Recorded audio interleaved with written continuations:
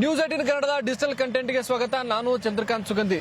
ಬೆಳಗಾವಿಯಲ್ಲಿ ನಿನ್ನೆ ನಡೆದಂತಹ ರಾಜ್ಯೋತ್ಸವ ಮತ್ತೊಂದು ಐತಿಹಾಸಿಕ ದಾಖಲೆಯನ್ನು ನಿರ್ಮಿಸಿದೆ. ನಿನ್ನೆ ಇಡೀ ದಿನ ಅಂದ್ರೆ 24 ಗಂಟೆಗೂ ಹೆಚ್ಚು ಕಾಲ ಬೆಳಗಾವಿಯಲ್ಲಿ ಭವ್ಯ ಮೆರವಣಿಗೆ ನಡೆದಿದ್ದು. ಈ ಒಂದು ಮೆರವಣಿಗೆಯಲ್ಲಿ ಸುಮಾರು 3 ರಿಂದ 4 ಲಕ್ಷದಷ್ಟು ಜನ ಭಾಗವಹಿಸಿರ್ತಕ್ಕಂಥದ್ದು. ಕೇವಲ ಬೆಳಗಾವಿ ಅಲ್ಲದೆ ಇಡೀ ಉತ್ತರ ಕರ್ನಾಟಕ ಮತ್ತು ಬೆಂಗಳೂರು ಭಾಗದಿಂದಲೂ ಕೂಡ ಸಾಕಷ್ಟು ಜನ ಕನ್ನಡ ಅಭಿಮಾನಿಗಳು ಬಂದು ಇಲ್ಲಿ ಮೆರವಣಿಗೆಯಲ್ಲಿ ಪಾಲ್ಗೊಂಡಿದ್ದಾರೆ.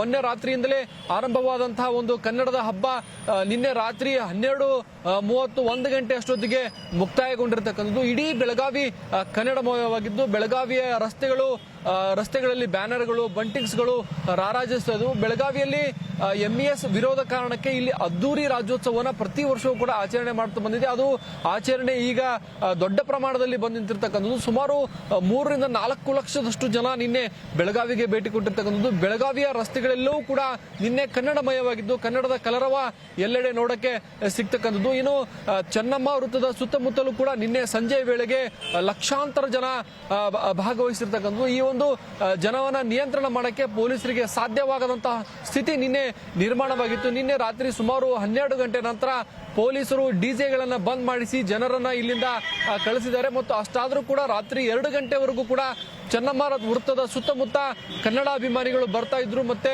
ಅವರು ಚೆನ್ನಮ್ಮ ವೃತ್ತದ ಬಳಿ ಫೋಟೋಗಳನ್ನ ತೆಗೆಸಿಕೊಳ್ಳುವಂತ ದೃಶ್ಯ ಸಾಮಾನ್ಯವಾಗಿತ್ತು. ಈ ಹಿಂದೆ ಬೆಳಗಾವಿಯಲ್ಲಿ ಕನ್ನಡ ರಾಜ್ಯೋತ್ಸವ ಕೇವಲ ಜಿಲ್ಲಾಧಿಕಾರಿ ಕಚೇರಿಯಿಂದ ಚೆನ್ನಮ್ಮ ವೃತ್ತದವರೆಗೆ ಮಾತ್ರ ಸೀಮಿತವಾಗಿತ್ತು. ಬಳಿಕ ಇಲ್ಲಿ ಎಂಇಎಸ್ ನವರು ಹೇಗೆ ವಿರೋಧ ಮಾಡ್ತಾ ಬಂದ್ರು ಇಲ್ಲಿ ಕನ್ನಡ ಅಭಿಮಾನ ಹೆಚ್ಚಾಗ್ತಲೇ ಬಂದಿದೆ. ಈ ವರ್ಷದ ಸಂಖ್ಯೆ ನೋಡಿದ್ರೆ ಇದು ಈ ವರ್ಷ ದಾಖಲೆಯನ್ನ ಸೃಷ್ಟಿ ಮಾಡಿದೆ. ನಿನ್ನೆ ರಾತ್ರಿ ಕನ್ನಡ ರಾಜ್ಯೋತ್ಸವ ಮೆರವಣಿಗೆ ಸಂದರ್ಭದಲ್ಲಿ ಚಾಕು ಇರಿತ ಕೂಡ ಆಗಿರ್ತಕ್ಕಂಥದ್ದು. 5 ಜನರಿಗೆ ಗಾಯಗಳಾಗಿದೆ ಮತ್ತು ಬಾವುಟ ತಿರುಗಿಸುವ ಸಂದರ್ಭದಲ್ಲಿ ಕೆಲವರಿಗೂ ಕೂಡ ಗಾಯವಾಗಿರ್ತಕ್ಕಂಥದ್ದು. ಅವರು ಖಾಸಗಿ ಆಸ್ಪತ್ರೆಗಳಲ್ಲಿ ಚಿಕಿತ್ಸೆಯನ್ನ ಪಡೆದು ವಾಪಸ್ ಹೋಗಿದ್ದಾರೆ. ಒಟ್ಟು ಬೆಳಗಾವಿ ಜಿಲ್ಲೆಯಲ್ಲಿ ಅದ್ದೂರಿ ಕನ್ನಡ ರಾಜ್ಯೋತ್ಸವ ಮತ್ತೊಮ್ಮೆ ಸಾಕ್ಷಿಯಾಗಿರ್ತಕ್ಕಂಥದ್ದು. ನಿನ್ನೆ ರಾಜ್ಯೋತ್ಸವಕ್ಕೆ ಡಿಸ್ಟರ್ಬ್ ಮಾಡಕ್ಕೆ ಎಂಇಎಸ್ ಇನ್ನಿಲ್ಲದ ತಂತ್ರಗಳನ್ನ ಕೂಡ ಮಾಡಿರ್ತಕ್ಕಂಥದ್ದು. ಎಂಇಎಸ್ ನ ಎಲ್ಲಾ ತಂತ್ರಗಳು ವಿಫಲವಾಗಿದ್ದು. ಬೆಳಗಾವಿಗೆ ಬಂದು ಕರಾಳ ದಿನದಲ್ಲಿ ಪಾಲ್ಗೊಳ್ತೀನಿ ಅಂತ ಹೇಳಿ ಕರೆ ಕೊಟ್ಟಿದ್ದ ಸಂಸದ ಧೈರ್ಯಶೀಲ್ ಮಾಲೆಯನ್ನ ನಿನ್ನೆ ಬೆಳಗಾವಿ ಪ್ರವೇಶವನ್ನ ನಿರ್ಬಂಧ ಹೇರಲಾಗಿತ್ತು. ಹೀಗಾಗಿ ಅವರೆಲ್ಲರೂ ಕೂಡ ಗಡಿ ಭಾಗದಲ್ಲಿ ಬಂದು ಪ್ರತಿಭಟನೆ ಮಾಡಿ ವಾಪಸ್ ಹೋಗಿದ್ದಾರೆ. ಮತ್ತೊಂದು ಕಡೆ ರಾಜ್ಯೋತ್ಸವಕ್ಕೆ ವಿರುದ್ಧವಾಗಿ ಎಂಇಎಸ್ ಪ್ರತಿ ವರ್ಷವೂ ಕೂಡ ಕರಾಳ ದಿನವನ್ನು ಆಚರಣೆ ಮಾಡುತ್ತೆ. ಈ ಕರಾಳ ದಿನಕ್ಕೆ ಬ್ರೇಕ್ ಹಾಕಬೇಕು ಅಂತಕ್ಕಂಥದ್ದು ಕನ್ನಡಿಗರ ಬೇಡಿಕೆಯಾಗಿದೆ. ಆದ್ರೆ ಇದುವರೆಗೂ ಕೂಡ ಅದು ಸಾಧ್ಯವಾಗಿಲ್ಲ. ಯಾಕಂದ್ರೆ ಎಂಇಎಸ್ ಯಾವುದೇ ಸಂಘದ ನೋಂದಣಿಯನ್ನ ಮಾಡಿಲ್ಲ ಮತ್ತು ಅದೊಂದು ಪೊಲಿಟಿಕಲ್ ಪಾರ್ಟಿ ಅಂತ ಹೇಳಿ ಹೇಳುತ್ತಾದ್ರೆ ಪೊಲಿಟಿಕಲ್ ಪಾರ್ಟಿಯ ಅಸ್ತಿತ್ವವು ಕೂಡ ಈಗ ಸದ್ಯ ಕಳೆದುಕೊಂಡಿರ್ತಕ್ಕಂಥದ್ದು. ಹೀಗಾಗಿ ನಿನ್ನೆ ಸಂಭಾಜಿ ಉದ್ಯಾನದಿಂದ ಮರಾಠ ಮಂಡಳದವರೆಗೆ ಒಂದು ಮೆರವಣಿಗೆಗೆ ಮಾತ್ರ ಈಗ ಸೀಮಿತವಾಗಿದೆ. ಈ ಮುಂದಿನ ವರ್ಷ ಈ ಒಂದು ಕರಾಳ ದಿನಕ್ಕೆ ಯಾವುದೇ ಕಾರಣಕ್ಕೂ ಅನುಮತಿ ಕೊಡಬಾರದು ಅಂತಕ್ಕಂಥದ್ದು ಕನ್ನಡ ಪರರ ಹೋರಾಟಗಾರರ ಬೇಡಿಕೆಯಾಗಿದೆ. ನಿನ್ನೆ ಈ ಒಂದು ಸಮಾವೇಶ ಸ್ಥಳಕ್ಕೆ ನುಗ್ಗಲು ಯತ್ನಿಸಿದಂತ ಮಹದೇವ್ ತಳವಾರ್, ವಾಜಿದ್ ಹಿರೇಕೋಡಿ ಇಬ್ಬರನ್ನ ಸೇರಿದಂತೆ 20ಕ್ಕೂ ಹೆಚ್ಚು ಕಾರ್ಯಕರ್ತರನ್ನ ಪೊಲೀಸರು ವಶಕ್ಕೆ ಪಡೆದಿರ್ತಕ್ಕಂಥದ್ದು. ರಾತ್ರಿ ವೇಳೆಗೆ ಬೆಳಗಾವಿಯಲ್ಲಿ ವ್ಯಾಪಕವಾಗಿ ಜನ ಸೇರಿದ್ರಿಂದ ಸಾಕಷ್ಟು ಕಡೆಗಳಲ್ಲಿ ಸಣ್ಣ ಪುಟ್ಟ ಗಲಾಟೆಗಳು ಕೂಡ ಆಗಿರ್ತಕ್ಕಂಥದ್ದು. ಲಕ್ಷ್ಮಿ ಕಾಂಪ್ಲೆಕ್ಸ್ ಬಳಿ ಚಾಕು ಇರ್ತಾಗಿತ್ತು. ಆ ಪ್ರಕರಣ ಸಂಬಂಧಪಟ್ಟಂತೆ ಬೆಳಗಾವಿಯ ಬಿಮ್ಸ್ ಆಸ್ಪತ್ರೆಗೆ ಭೂಷಣ್ ಬೋರ್ಸೆ ನಗರ ಪೊಲೀಸ್ ಆಯುಕ್ತರು ಭೇಟಿ ಕೊಟ್ಟು ಪರಿಶೀಲನೆ ನಡೆಸಿದ್ರು. ಮತ್ತು ಚೆನ್ನಮ್ಮ ವೃತ್ತದಲ್ಲಿ ಸುಮಾರು 2,000ಕ್ಕೂ ಹೆಚ್ಚು ಪೊಲೀಸರು ಗುಂಪನ್ನ ಚದುರಿಸಕ್ಕೆ ಮತ್ತು ಜನರನ್ನ ವಾಪಸ್ ಕಳಿಸಕ್ಕೆ ರಾತ್ರಿ ಹರಸಾಹಸ ಪಡುವಂತಹ ಸ್ಥಿತಿ ನಿರ್ಮಾಣವಾಗಿದ್ದು ರಾಜ್ಯದಲ್ಲಿ ಅದ್ದೂರಿಯಾಗಿ ಬೆಳಗಾವಿಯಲ್ಲಿ ಕನ್ನಡ ರಾಜ್ಯೋತ್ಸವನ ಆಚರಣೆಯನ್ನು ಮಾಡ್ತಾರೆ. ಮತ್ತು ನಿನ್ನೆ ಡಿಜೆಗಳ ಅಬ್ಬರಕ್ಕೂ ಕೂಡ ಸಾಕಷ್ಟು ಜನರಿಗೆ ಕಿರಿಕಿರಿಯನ್ನು ಉಂಟು ಮಾಡಿದೆ. ಯುವ ಸಮೂಹ ಈ ಡಿಜೆ ಸೌಂಡ್ಗೆ ಚೆನ್ನಮ್ಮ ವೃತ್ತದ ಸುತ್ತಮುತ್ತ ಡ್ಯಾನ್ಸ್ ಮಾಡಿರ್ತಕ್ಕಂಥದ್ದು. ಆದ್ರೆ ಬಹುತೇಕ ಜನರಿಗೆ ಇದು ಕಿರಿಕಿರಿಯನ್ನು ತಂದಿದೆ. ಮುಂದಿನ ವರ್ಷದಿಂದ ಡಿಜೆಗಳಿಗೆ ಕಡಿವಾಣ ಹಾಕಬೇಕು ಅಂತಕ್ಕಂಥ ಆಗ್ರಹ ಕೂಡ ಕೇಳಿ ಬರ್ತಕ್ಕಂಥದ್ದು.